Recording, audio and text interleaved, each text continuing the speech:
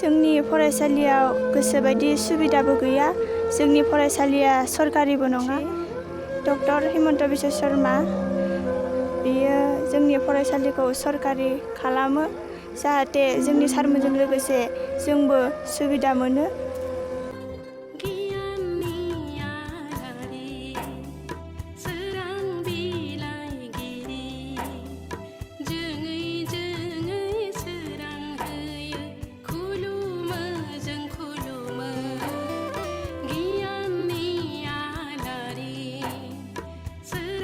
दिनै डक्टर सर्वपल्ली राधाकृष्णननि जोनोम सान लोगोसे फोरोंगिरि सान।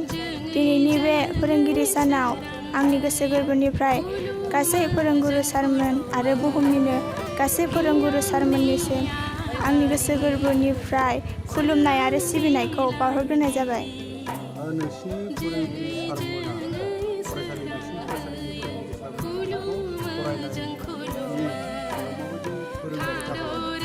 जोंनि सारमोना जोंखौ गोबां दुखु खैफोदनि गेजेरजों फोरोंफैयो जाहाथे जोंबो गिदिर मानसि जानानै फोरोंगिरिफोरनि गोसोखौ गोजोन होनो हायो, मान सनमान लाखिनो हायो।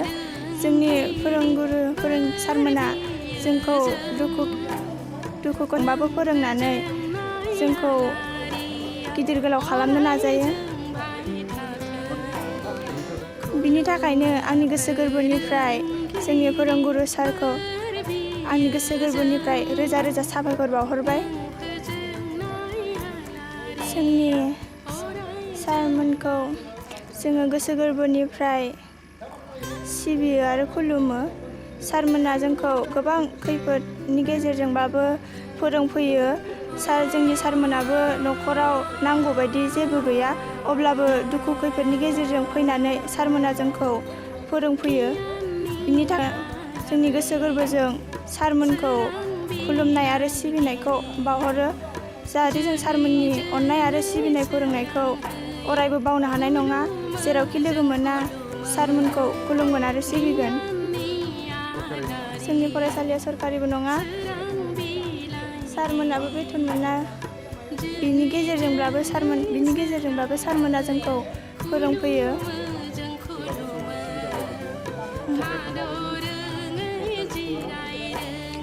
जोंनि फरायसालियाव गोसोबायदि सुबिदाबो गैया। जोंनि फरायसालिया सरकारिबो नङा।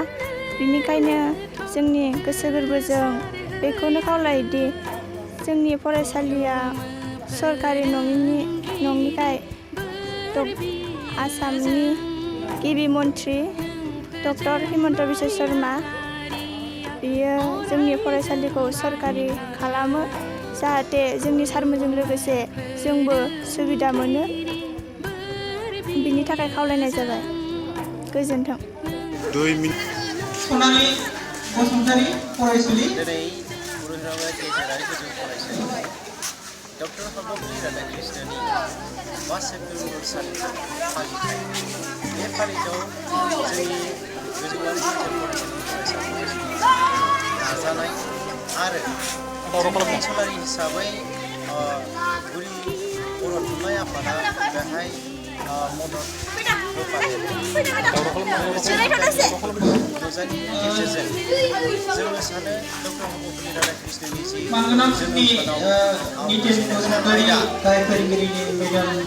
बे आयदायाव जों गासै फरायसालिफोरनि मान होनाय गुदि आफादफोरनि फरायसा फरायसुलिफोरनि बरायनानै लाबोनो थाखाय खावलायनाय थाबाय।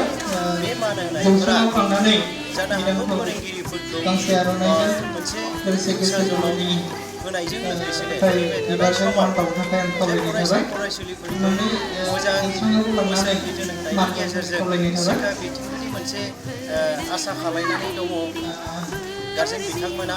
बे मोनसे सावगारि नुजाथिदों। बेनिखायनो जों फोरोंगिरिफ्राबो बिसोरनि मान होनाय फरायसा फरायसुलिनि मान बावनाय जों फोरोंगिरिफ्राबो बिबान होनानै साननानै लादों। आसा खालायदों फैबाय थानाय समावबो जोंनि बे फरायसालियाव नङा ओनसोल नाङैनो डक्टर सर्वपल्ली राधाकृष्णन जे सासे महान आदर्श व्यक्तिखौ जोङो फुजिनांगौआ साफ्रोमबो फरायसा फरायसुलि साफ्रोमबो ओनसोलनि साफ्रोमबो मोजां आदर्शनि गेजेरजों बावनो हायोब्ला जों फोरोंगिरियाबो सानदों जे बे मोनसे महान आदर्श फैबाय थानाय समाव जोंनि ओनसोलनि जोंनि बे फरायसालि फरायसा फरायसुलियाबो जे बिथांनि आदबजों फोरोंगिरिफोरनि बिथोन बाथ्राजों जोङो मोनसे लामाखौ नुहुरदों दि हाद्रायाखै होननानै बुङोब्लाबो बिसोरबो नैबे आदबखौ बुजिनो हाबायब्ला जों फोरोंगिरिनिफ्राय बेखौनो मेसेज होगोन जों फोरोंगिरिफोरनिफ्राय आसा खालामो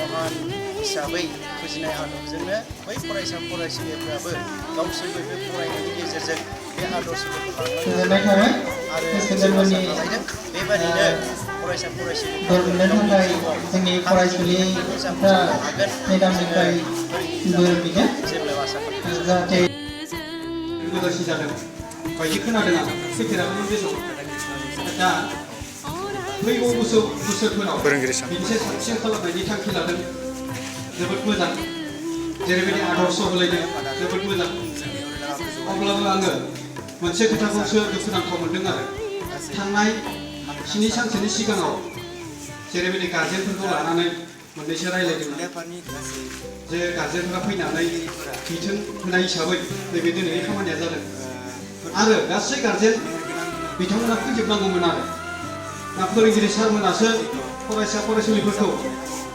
गार्जेनफोरखौ फैनो होथार होननायाव खोथा हैयाखैसै नामा ना थिनाखसै बे मोनसे उसुबिदा जाबाय आरो नुनो मोनजोबनांगौमोन आरो जुदिहाय फरायसा फरायसुलिफोरा बिमा बिफाखौ बुंदोंमोनब्ला माने गार्जेनफोराबो फैनाया मोजां मोना मानो होनोब्ला नैबे जाबाय फोरोंगिरिफोरजों डिसकास जानाय लोगोसे मोननैसो गियान मोननाय धोरोमसालि बायदि आरो जेरैबायदि गियानानो जुदि सबसे देरसिनब्ला जिउनि सोरजिनाय थांखिखौ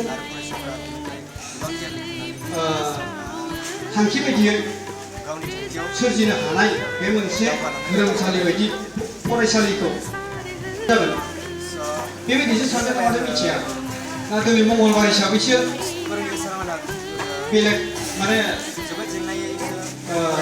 हगारनो हाया बायदि जादों नामा दा गार्जेनफ्रा नैबेबो धोरोमसालि आरो फरायसालियाबो मानो होनबा बेनो जिउ दानाय नालाय दा बेखौ गोसो होनांगौआ मोजां आरो दा एसे गार्जेनफोरखौ बुरजा फैयोब्ला मोजां नुगौमोन आं दा नैबे मोनसे खोथाखौ बुङाबाबो जाया आं दिनै मोनसे खोथाखौ गोसोखांनानै बुंनो गोसो जादों माबाफोर गोरोन्थिफोर जायोबा निमाहा हो लोगोसे आङो नैबेखौबो बुंनो सानो मा जाबाय बे फरायसालिया जोबोद लोरबां बायदि आरो दा बे फरायसालिखौ फोथांनोब्ला गोजौ फरायसालिखौ मा होनबा फरायसाफोरनि गोनांथि मानो होनबा फरायसाफोरनिफ्राय माने एडमिसनजोंसो थांना थाया होनबा